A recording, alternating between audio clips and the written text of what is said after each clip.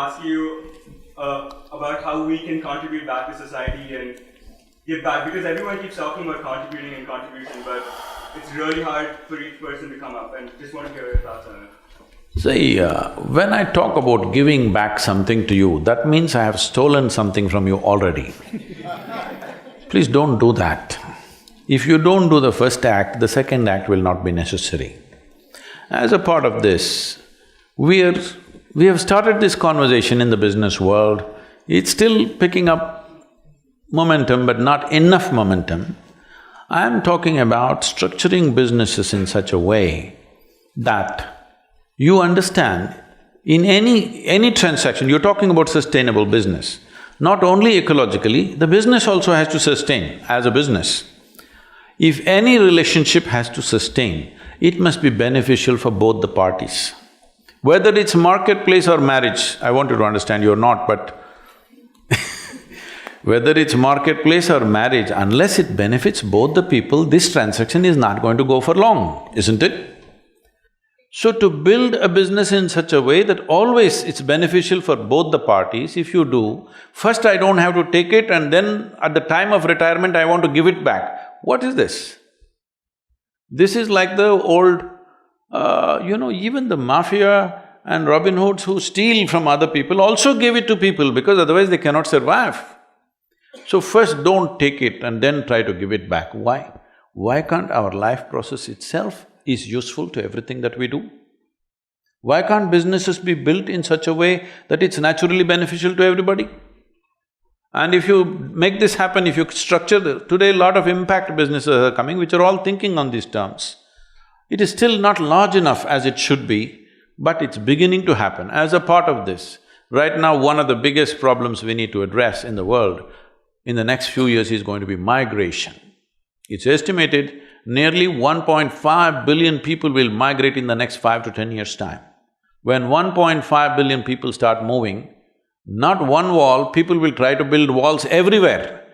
And wall is a solution only till the tide is of a certain level.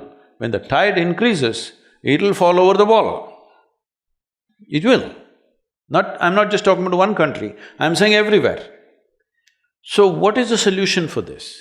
This problem is just this, right now, nearly 80% of the world's investment is probably in approximately 25 to 30 cities on the planet.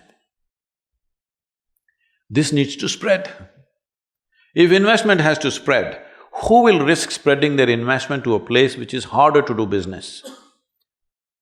You have to create a fund which will allow a little more easy money.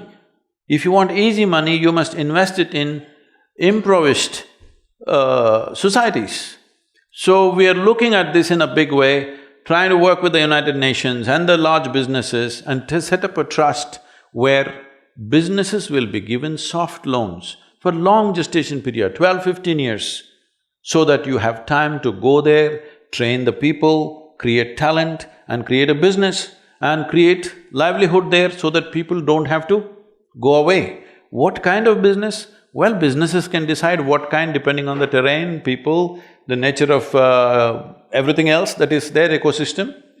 But if we don't do this now, that if we don't spread the world's investment into various areas, you will see when one segment of population is living with so much comfort and well-being, another segment has nothing, you cannot control it. All these years you controlled it because there was no transportation, you understand?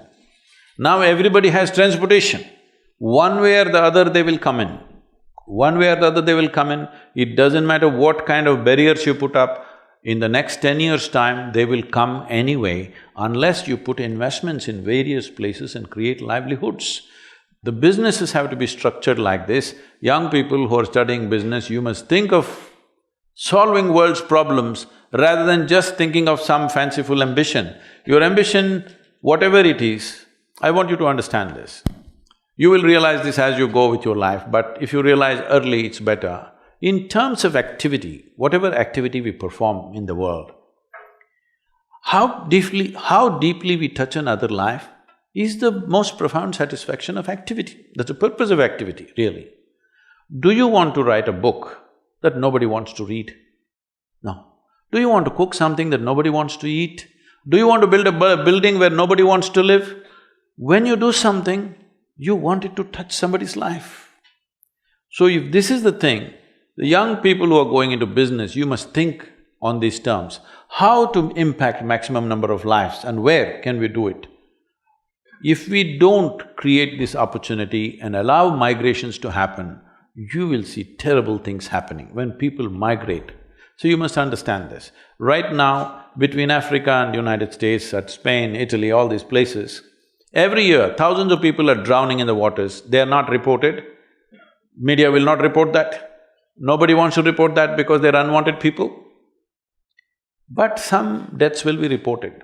Deaths are reported. Is anybody capable of reporting the human suffering of leaving their homeland, dragging their women and children and going somewhere? That suffering, can anybody report ever, I'm asking?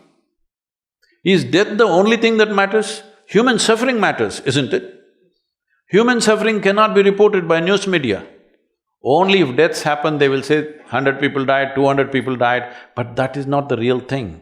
Those thousands of people who left their homelands where they have lived forever and coming and desperately looking here and there, losing their wives and children and husbands and searching here and there, this is not a small thing.